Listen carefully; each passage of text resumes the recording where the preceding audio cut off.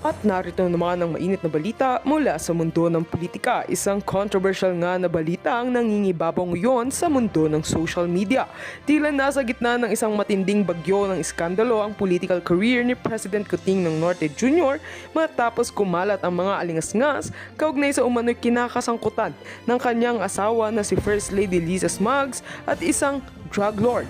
Ayon sa mga ulat na kumakalat ngayon sa iba't ibang platforms, pinagpiestahan ng publiko ang mga aligasyon na may lihim na relasyon si First Lady Liza Smugs sa isang sinasabing drug lord. Hindi pa malinaw ang mga detalye, ngunit mabilis ang pagsiklab ng mga reaksyon mula sa netizens at ilang personalidad sa politika.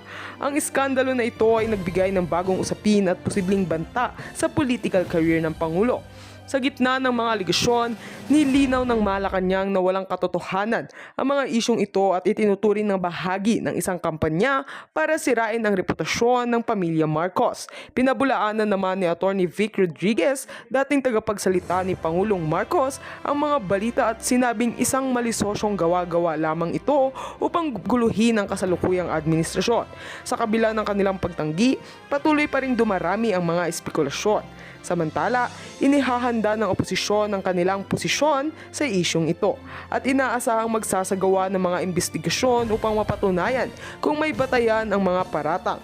Ilang mga kritiko na matagal ng kontra sa pamumuno ni Marcos ang nagsabing ito ang huling pako sa political career ng Pangulo, lalo na't kinakaharap din ng administrasyon ang iba't ibang issue tulad ng inflation at unemployment. Sa ngayon, nananatili ang publiko sa paghihintay sa opisyal na pahayag ng Pangulo tungkol sa mga kontrobersiyang ito. Marami ang nag-aabang kung paano tatapusin ni PBBM ang isyong ito, lalo na't malaki ang posibilidad na maapektuhan ang kanyang administrasyon at mga plano na hinaharap. Ayon sa mga eksperto, ang ganitong uri ng iskandalo ay maaaring magdulot ng malalim na sugat sa imahe ng isang leader. Sa kabila ng mga agam-agam, maraming taga-suporta pa rin si Pangulong Kuting ng Norte na nananinindigang walang katotohanan ang mga aligasyon at naniniwala sa kanyang kakayahan na pamunuan ng ating bansa. Ngunit tulad ng sabi nila, ang katotohanan ay darating din sa tamang panahon. Patuloy nating babantayan ng mga susunod na pangyayari kaugnay sa iskandalo at ang magiging epekto nito sa political career ni PBBM. At heto nga ang mga balitang ating pagkakatutukan. At kung bago ka pa lamang sa aking channel, ay huwag kakalimutang mag-like, share and subscribe para updated ka sa aming mga bagong balita dito sa Tatak Pinas.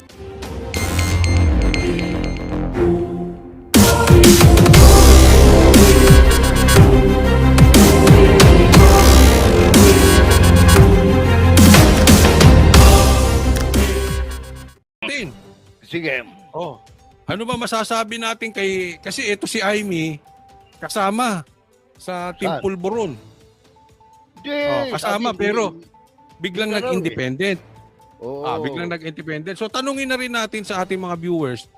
Hindi siya independent. Habang sinasagot ni Sir J, bakit siya nag-independent? Anong Hindi siya pakulo yun? independent. Coach, hindi sige. siya independent. Mm. Hindi siya independent. Kasi ayaw niyang masaktan yung kapatid niya, yung ate niya. Sabi niya sa kanya galing yan eh. Ah.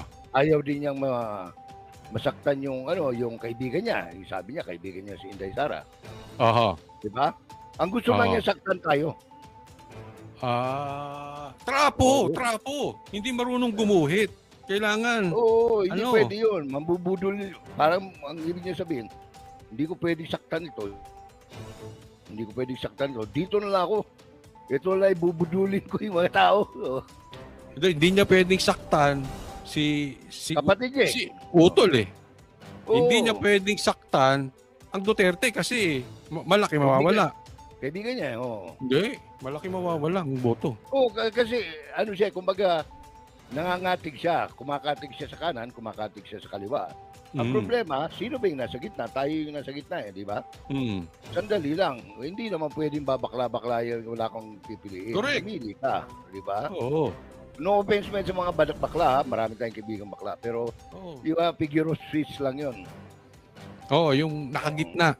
Oo, Hindi mo malaman. nakagitna. Parang ganun. Ang Nakasip. nakagitna tao eh. Yung taong bayan na nakagitna rin eh. Mm. Kasi tayo gusto natin, kanino ka ba talaga? Aimee. Oo. Di ba? Kapareho yan. Magtatanong yung mga pro Duterte. Sa amin ka ba o hindi? Di ba? Oo. Sasabihin naman ng mga loyalista, Anya ading Mm. sa amin ka ba o hindi ka sa amin, di ba? Marami nagsasabi sa comment section, drama lang yan, no to Amy, ayaw namin sa Marcos, mga ganon. Oo. Oh, si Amy, hawak ang Comelec, nagpe-play safe si Senator Amy. O yan, pakilagay nyo yung mga manunood din ng replay, pakilagay nyo. Okay ba si Mga yan. Amy? Kasi yung kanyang galawan na bigla siyang isinama siya, susuportahan pa rin daw ng Marcos. Siyempre, At alam Kim, nga, kadugo nila yan. pero mag-i-independent siya. Parang no? Hindi ka naman parang hindi ka Susuportahan pwedeng, ka pa rin ng asawa mo, pero may lalaki ka. Parang ganun di ba? Uy, hindi maganda yun. Uy, Oo. Hindi maganda yun. di ba? Di ba? Oo. Parang Oo. getting the best of both worlds. Hindi Grabe. naman, ang tawag sa English dyan, kung di ako nagkakamali alam mo, Mm. minsan-minsan, inahasa natin yung English natin Mm. She wants to have her cake and eat it too, sabi ng mga nag-English. Oo, di ba? Sa akin, ang Tagalog niyan, Mm. trapo. Yun, pinaka short term. Yung sa puristang Tagalog, namamangka sa dalawang ilog. Mm. Alam mo, matagal na nating sinisigaw yan Sa katunayan, maraming nagalit sa amin noon na sinasabi namin, yan si Amy, peke yan. Hindi niyan ilalaglag kapatid. Kapatid yan Blood is blood. Akala ko kung anong peke. Akala ko yung ilong ang peke at saka yung mata. Yung Ay! talupa. Uy, grabe. Peke ba ilong nun? Hindi Sabi, ko alam. gawa.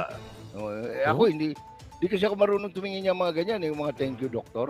Hindi ko alam yan. Baka, Dapat Ano si yun? Santihin niya yung doktor na yun kung gawa pa yun. bakit? Hindi maganda? Hindi, syempre, di ba magpapagawa ka na lang din. Di gandahan mo na, parang gano'n. Hindi siya Pero ngayon, tumama naman tayo, lumabas yung totoo, di ba? Lumabas yung totoo na hindi, iba yan si Nars, AYT, maraming salamat po na ano pa rin yan? Marcos pa rin yan. Kunwari lang yan, sumasara-sara. Duterte. Hindi lang Marcos, Romualdez pa. O Romualdez ang nanay niyan Oo. Yeah. Di ba? So Romualdez Marcos siya. Yun, Maria Imelda Remedios.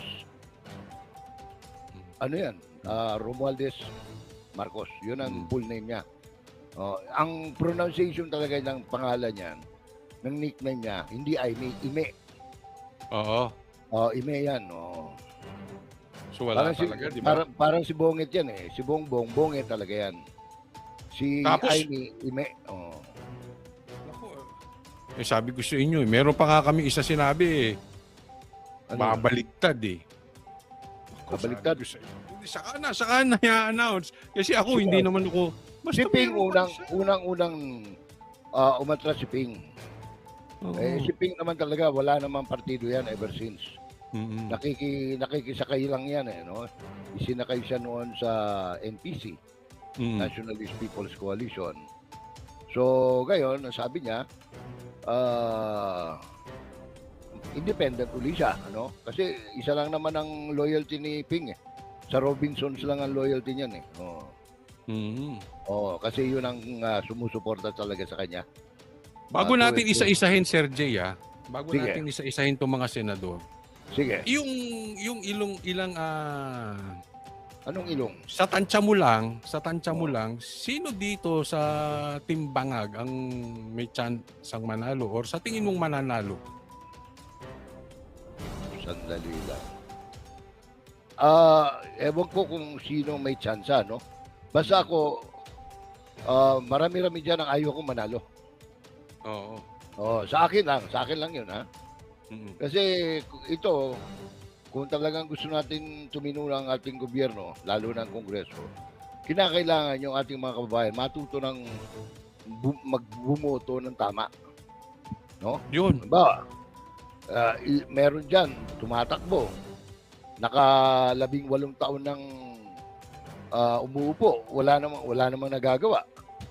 At least may shooting. Nagpapa-check lang ng attendance. Yung mga ganun. No? Kasi ako, I have nothing personal. Kaibigan ko pa ito, ha? Mm. Oh. Kaso, gusto natin tumino na ang bayan natin. Tumino. Oo, lalo na ako. Gusto ko yung abutan ng mga apo ko. Ikaw, batang-bata ka pa. Bata pa yung anak mo. Ako, apo na eh. Gusto ko yung matinutinong kongreso na abutan nila, lalo na Senado. Oo. Sa House of Representatives, medyo ano pa yun eh. Sa Bisaya pa, Subidahon pa, medyo uphill pa yan dahil yung mga kapareho niyan dyan sa Maynila, no? Marami dyan, Sus Maria Josep, yung mga congressman dyan, Puera Gaba, no? Kasi, Sir J, paalala lang natin sa mga manunood natin. Ito hindi naman po tayo naninisi, okay? Oo. Pero kasi election time na. Oo. Campaign. Ito na naman tayo, the latter part of this year, magkakampanya na. Dapat matuto na tayo kasi yung pagkakamali natin ang boto nung 2000, kayo pala, hindi pala ako, hindi ako bumoto ron. Yung, sila. Yung bumoto doon sa mga timbangag, alam mo yung dinadanas nating problema? Dahil sa pagkakamali natin sa pagboto before. Ito hindi naninisi. Ito ay para tayo ay matuto doon sa konting pagkakamali natin. Ang laki ng pagdudusa. Hindi ko na maisa-isa. Halimbawa na lang sa akin, Sir J, yung pagdudusa na grabe yung nangyari dito sa mga pulis, di ba? Ako na-experience ko yun. Talaga namang wow. Hindi man lahat ng pulis dahil meron ako mga kaibigang pulis, ka-message ko pa mababait, pero yung nangyari, wow. Hindi kita masisisi dahil yan ang general impression ngayon kahit na yung mismong mga hindi lang taga Davao kundi all over the country, malaki ang naging impact nung pangyayari na lately. Di lang Davao pati yung mga nangyayari. Kunyari may daki pang malakihan drugs sa Batangas, ganyan. Wala naman nangyayari talaga, di ba? Maraming so hindi mo masisisi. Kaya nga dapat ngayon magsimula tayo midterm election. Kailangan matuto na tayong bumoto ng tama. Kaya tayo naman ang gagawin natin dito sa alternative media, no? Dito sa new media. Dahil mukhang wala tayong pag-asa sa mainstream media. Wala. Mukhang ang team song doon. Maputol kita saglit, Sir J, ha? Ito hindi naman tayo nagsisisi, kaya lang hindi tayo nagsisisihan, kaya lang nabanggit mo eh.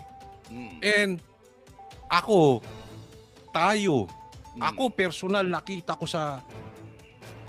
na-experience ko gaano kasinungaling tong mga lintik na media na to. Kasi nakikita ko, ito nangyayari.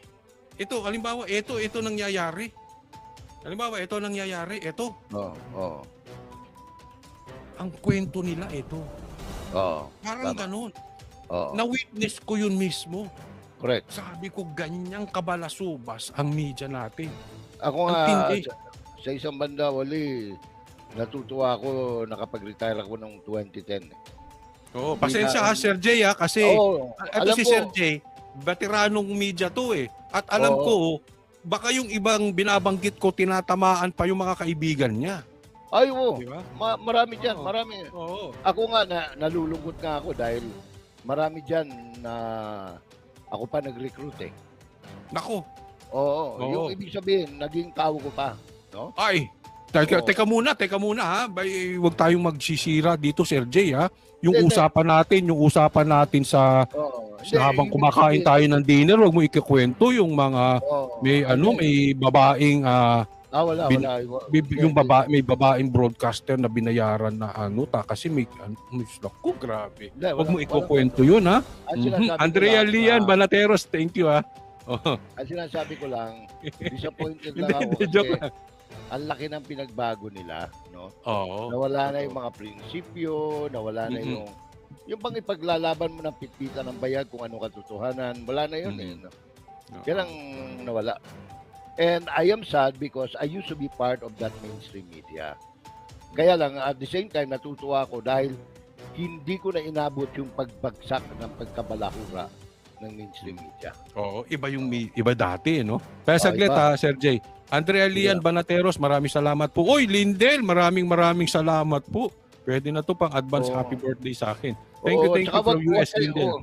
Huwag kayong mahiya magpakulay, ha? At laki-lakihan nyo na. Pakitaan natin si Sir Jay. Eto na, si EJ Warrior, maraming salamat. Alam mo na, sa ito, para sa mga nanonood, thank you EJ Warrior, ha? Marami kasing nakikwento si Sir Jay sa amin lalo kami, madalas kami magkasama ni Sir Jay habang kumakain. Ikukwento niyo yung ibang broadcaster na ako matitindi. Sino yung mahilig sa babae, sino yung mahilig sa lalaki, yung ganoon, 'di ba? Oo, pero wag natin ikwento kung sino yun. Election muna pag-usapan natin, no? Election muna. Oo. Wag natin pag-usapan kung sino ang nahuli doon sa parking area ng Ayun! Nako. Pero sikat yun, ha? Sikat na ngayon, no? Dati hindi pa, sabi kasi ni Sir Jay, yun, hindi pa sikat noon. Sikat na. Kahit naman yung isa, yung nahuli sa parking area sa Quezon City, iba rin yun. Sikat na rin yun, yung isang may kasong dahil sa baba. Ay, nako. Joylen Legaspi, maraming salamat. Sabi niya, finally you're back, Coach Ol. Thank you, Joylen Legaspi. Ito, speaking. Pinapakitaan ka na talaga, Sir Jay. Ito na sila. Jenaline Macwilling, maraming salamat po from Hong Kong naman. Si Joylen from Europe. Ang dami, ang lakas ng appeal mo talaga eh. Hindi kasi matagal akong nawala, naipon. Yung pinag-iipon-ipon nila, ngayon lumalabas. Tama. Pamba-birthday mo yan. Pamba-birthday. Gemma Pasyente, maraming salamat. Wag mo na imbitahin si Jay Guevara tsaka si Boss Pada. Kasi sila halos araw-araw hindi nagbakasyon eh. Ako na gano'n. Kaya mamaya explain ko kung bakit. Andrea Lian Banateros, maraming salamat ulit. Speaking, balik tayo sa senador. Kasi habang pinapakitaan kanila ng kanilang pakulay, sa tingin ko kasi parang isa lang ay may chance ang manalo na medyo maliwanag. Sa tingin ko lang, ha? Ito'y akin lang. Teka muna, sino bang mga nasa Team Bangag? Pero isa-isahin nating i-discuss. O yung favorite mo. Hindi, muna natin. Yung pinakamatino. Ito, babasahin ko isa. Yung pinakamatino. Simulan natin sa pinakamatino. Basahin mo muna yung 12, tapos isa-isahin natin. Oo, basahin ko muna. Simulan natin sa pinakamatino. Abalos. Maganda lalaki yan. 4 ang mata. Nakasalamin yan eh. Di ba? Dito Lapid. Dating mayor ng Mandaluyong. Ayan. Dating chairman ng MMDA. Si Abalos. Elizabeth Chanel, maraming salamat po. At kapag siya ay nag-file ng Certificate of Candidacy, magiging dating Interior Secretary dahil papalitan yan eh. Sa batas kasi, Oli, kapag you're occupying a position, pag nag-file ka ng Certificate of Candidacy, automatic resign ka. Kaya ganun ang mangyayari kay Secretary Abalos. Pag nag-file siya, halimbawa bukas, ng kanyang COC, hindi na siya pwedeng maging secretary ng DILG. Papalitan siya ni President Marcos. Ganun ang batas. Sa batas yun. Sa batas, Batas yun. I still believe. Thank you. Ang batas ay batas. Nasunod ba? Hindi, baka sakali sundin nila, baka sakali. Sino yung pangalawa? Hindi, isa-isa na discuss na muna natin isa-isa. Unahin natin yung may chance manalo. Pero ako, ayoko manalo. Kayo, tanungin ko kayo. Gusto nyo ba itong manalo? Sino? Si Erwin Tulfo. Erwin Tulfo? Ano masasabi mo dyan? Masasabi ko, pagkakakilala ko sa kanya. Kasi ako, kilala ko siya dati siyang reporter ng ABS-CBN. Alam ko, naka-4 na girlfriend siya rawan. Uy! Tinatanong mo ako kung kilala ko Sa loob ha? Sa loob mismo lang. Sa loob mismo? Iba-iba. Yung isa nga, kamag-anak pa ng misis ko First, two labs, maraming salamat. Yung isa, kaibigan ko, reporter din. May anak na sila noon ngayon. Kapatid din siya nung kaibigan ko. Oo. Kaibigan ko si sa lahat ng Tulfo, ang kaibigan ko riyan si Ben Tulfo. Si Bitag. Pero iboboto mo ba? Susuportahan mo? Dapat magsuportahan natin. Si Erwin, Mm. Inday lang. Alam mo kung ano ibig sabihin ng Inday lang. Kasi si Erwin Tulfo, ang nanay niyan, Dabawin niya. Ako. Taga Oo. Manay, Davao Oriental. Mm. Oo. Sa Manay, ang usapan diyan, Dabawin nyo. Mm. Oo. Ay ikaw pasingot, saan ka papunta? Oo. Hindi ko Kaya nabigyan. pag sinabing Inday lang, ewan ko lang. Oo, ibig Ewan ko sabihin lang. Oo. Ako, sa akin, Sergey, Oo. Hindi ko type yan. Oo, tama yun. May Ako, choice negative naman ako talaga dyan. tayo. Negative ako. Oo. Negative ako dyan.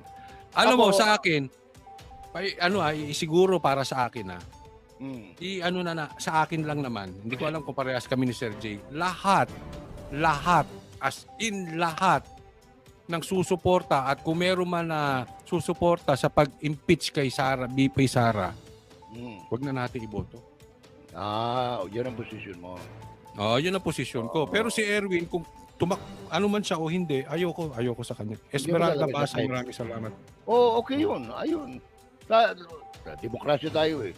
Kung ayaw mo sa kanya, wag mo siya iboto.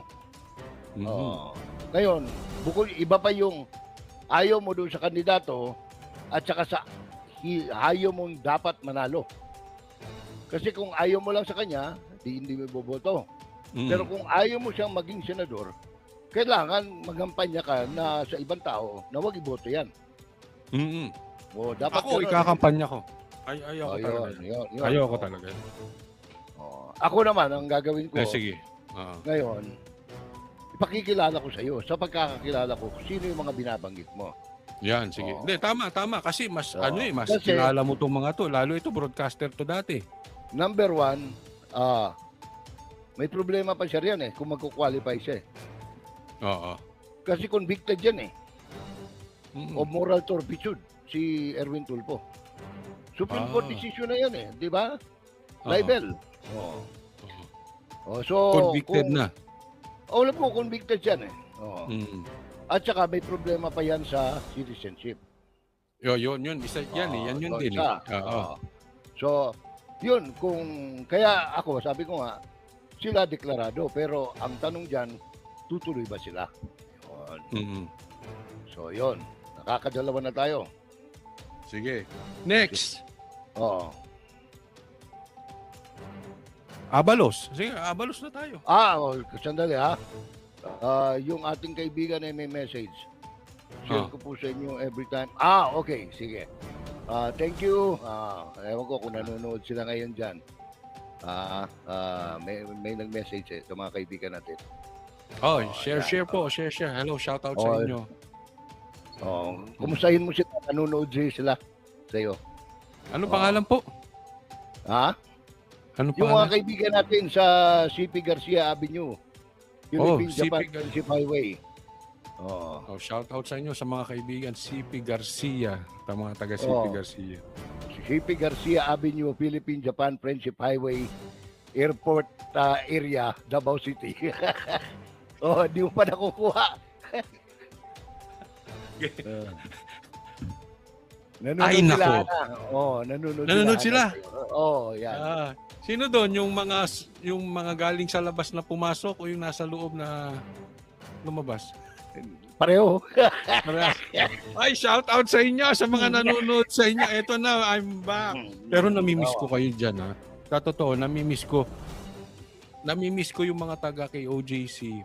Alam mo, ang babait talaga nila. Tinuring tayong pamilya. Alam mo yung, di ba kasi, pag may problema ka, mainitin ang ulo mo Di ba? Dapat ikaw ang iniintindi. Pero itong mga taga kay OJC, maisingit ko lang, napakababait. Tinuring tayong pamilya, bagamat sila yung may problema. Parang sila pa yung cool na cool lang. Kaya namimiss ko talaga. Ibang Iba. spiritual foundation nila eh. Oo. Lalim. Ang lalim. Noot, kumbaga sa Tagalog, noot na noot. Mm.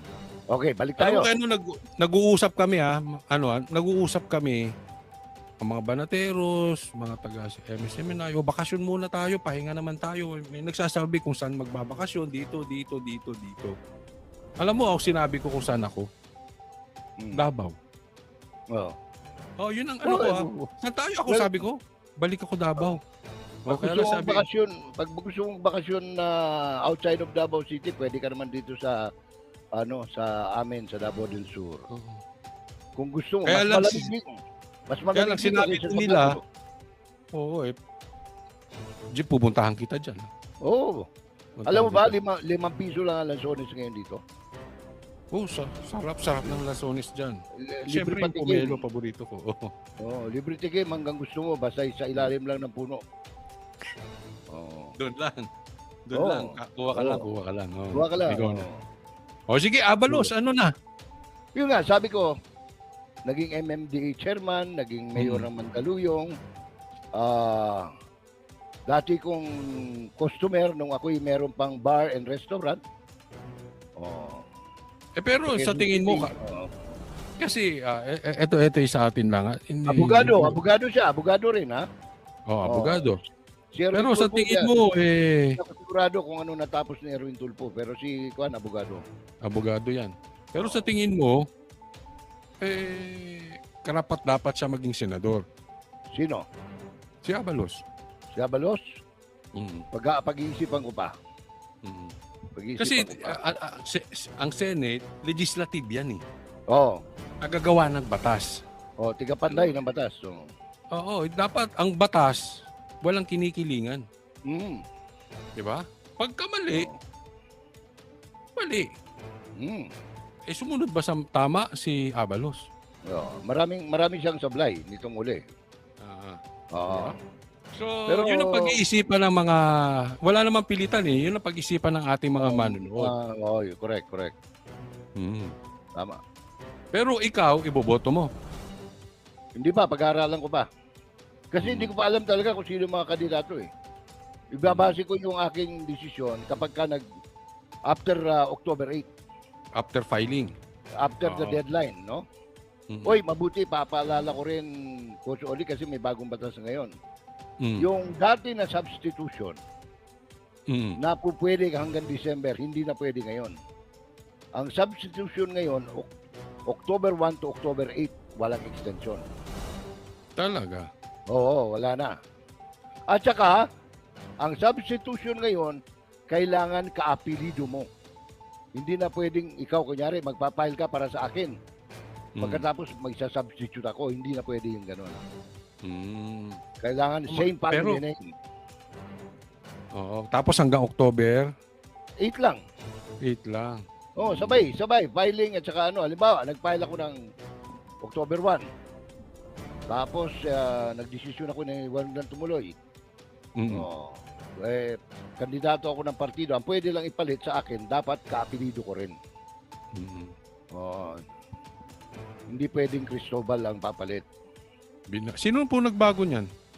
Yan, sa Comelec na. Sa Comelec, Commission on Elections. Maganda yan eh. Wala nang abuso. Wala nang hindi na pwedeng abusuin. Ako naman, no to Abalos ako. No ka. No to Abalos. I will respect your choice. Yan. Kasi marami akong na-witness na Hindi mo basta hindi ko type. Hindi mo anong tawag nito? Hindi mo manamnam, no? Hindi ko ma-connect yung Yung pagiging lawmaker, ganun ba? Oo, kasi ikaw ang gagawa ng batas eh.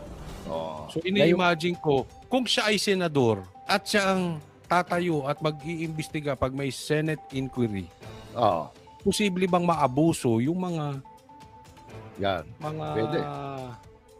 Pwede. mga tatawagin doon, di ba? Mm. And ang dami kong nakitang Kung mananalo siya. Kung mananalo siya. Kung mananalo. Oo. So, hindi ko Kasi actually, I will campaign against him. Alam mo, ganito yan, isa sa dapat tingnan, ano bang bailiwick nitong mga ito? Yung mga tumatakbo.